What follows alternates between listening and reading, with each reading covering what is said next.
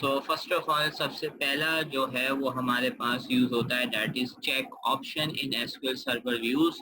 के व्यूज के अंदर हम चेक ऑप्शन को भी यूज कर सकते हैं, और वो चेक ऑप्शन जब हम यूज करते हैं तो उसका क्या बेनिफिट होता है और उसको हम कैसे यूज करते हैं, तो हम उसको समझते हैं। In SQL server, if a view is created by using a where condition, and later on if any modification is performed on that view against that where queries condition still dot changes are accepted। यानी आपके पास क्या होता है कि अगर आपने किसी view के अंदर क्या यूज किया हुआ है, आपने वेयर क्लॉज यूज किया हुआ है, ठीक है। तो अगर आप उसके अंदर कोई मॉडिफिकेशन करते हैं तो वो भी आपके पास क्या होती है, वो एक्सेप्ट हो जाती है, ठीक है। लेकिन अगर मैं आपको यहाँ पर दिखाऊं, जैसे कि हमने अभी देखा था, ठीक है, कि अगर हम क्या करते हैं, एम्प्लॉय की जो है वो आईडी चेंज कर रहे थे, ठीक है। लेट्स से कि हम एक ऐसा व्यू बना लेते हैं जिसके अंदर हम क्या करेंगे, जो कि आईटी डिपार्टमेंट के एम्प्लॉयज़ को जो है वो वहाँ से रिसीव करेगा। तो हम यहाँ पर एक व्यू ऐसा लिख रहे हैं। सो लेट्स से कि we are going to create a view here, create view, और व्यू का नाम लिख लेते हैं VW। मैं कहता हूँ आईटी एम्प्लॉय, ठीक है। यानी ये कौन से एम्प्लॉय है, जो कि हमारे पास आईटी डिपार्टमेंट के एम्प्लॉय है। एस, उसके बाद मैंने लिखा सेलेक्ट, ठीक है। अब मुझे क्या क्या चाहिए, मुझे यहाँ पर लेट्स से मैं बोलता हूँ सारा डेटा ही चाहिए। सेलेक्ट ऑल फ्रॉम एम्प्लॉय, ठीक है।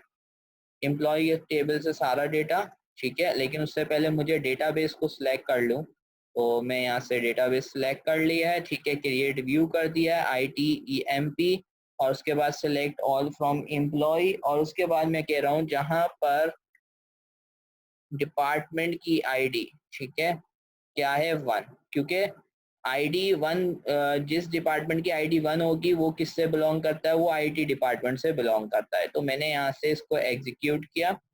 अब एग्जीक्यूट करने के बाद क्या हुआ है कि हमने, अच्छा हमारे पास there is already an object, okay.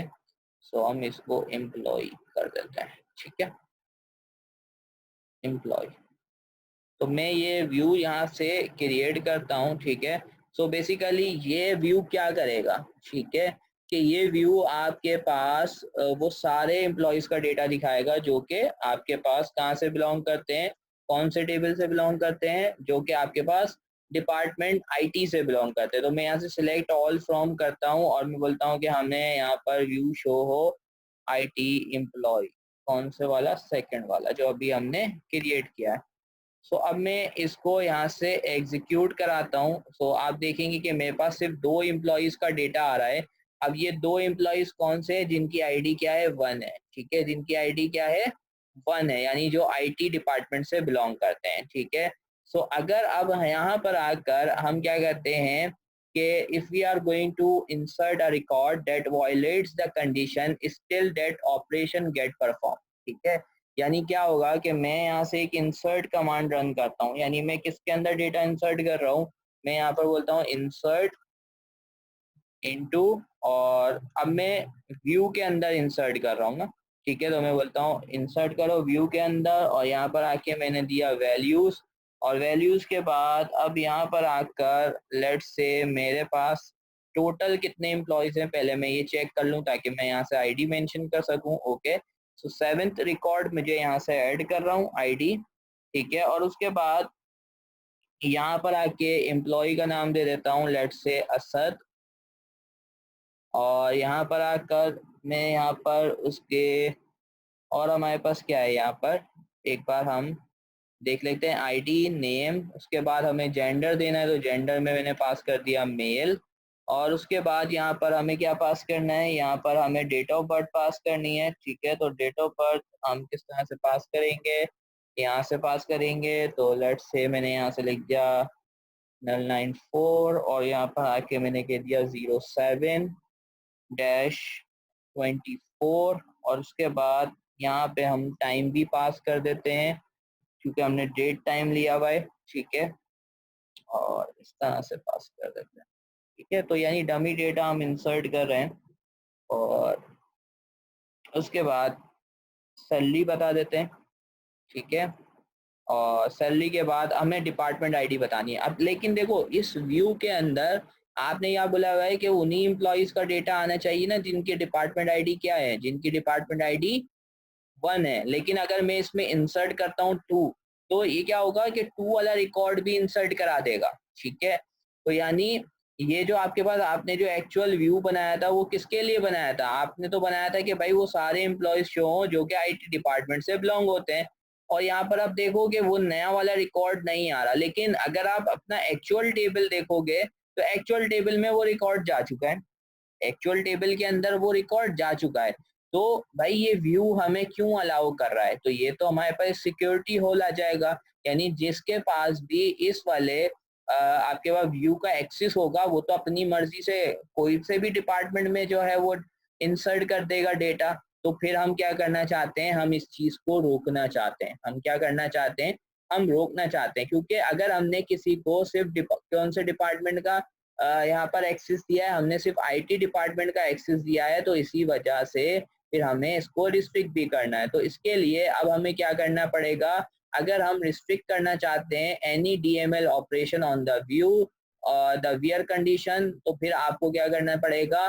Check option लगाना पड़ेगा जब आप व्यू को क्रिएट कर रहे हैं। और अगर आपने व्यू क्रिएट कर लिया है तो फिर आप ऑल्टर करके भी व्यू को अपडेट कर सकते हैं। तो फिर मैं भी यहाँ पर अब क्या करता हूँ, मैं यहाँ पर आता हूँ और यहाँ पर मैं ऑल्टर कर लेता हूँ व्यू को।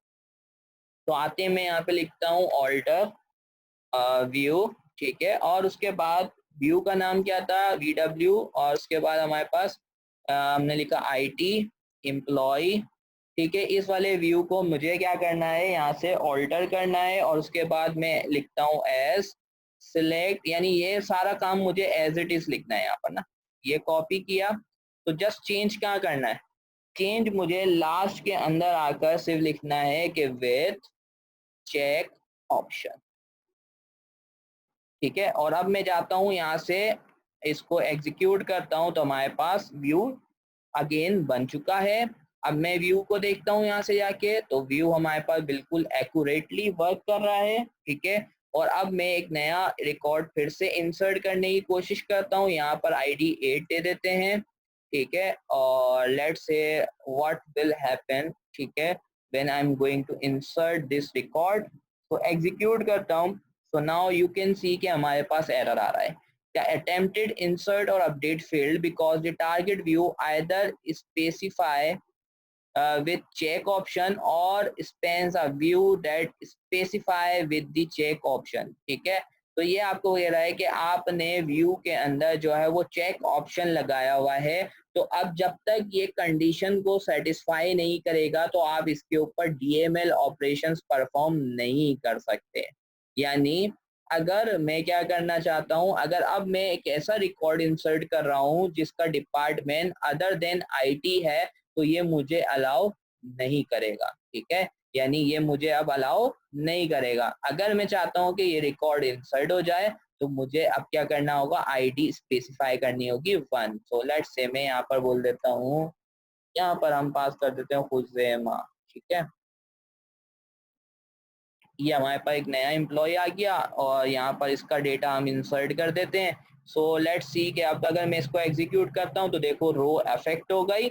और यहाँ पर आके एग्जीक्यूट करता हूँ तो अब आप देख सकते हो कि ये वाला रिकॉर्ड हमारे पास यहाँ पर भी शो हो रहा है, यानी इस व्यू के अंदर भी शो हो रहा है। यानी तो अब इसका क्या है, मतलब हुआ कि अगर हम व्यू के अंदर रिस्ट्रिक्शन लगाना चाहते हैं कि भाई जो व्यू के अंदर हमने वियर क्यूरी स्पेसिफाई की है, वियर का क्लॉज यूज किया है, उसको देखते हुए ही आपका व्यू वर्क करे, उसको इग्नोर ना करे, तो फिर आपको चेक ऑप्शन लगाना होता है अपने व्यू के अंदर, ठीक है। व्यू बनाते वक्त आपको चेक ऑपरेशन लगाना पड़ता है, चेक ऑप्शन लगाना पड़ता है।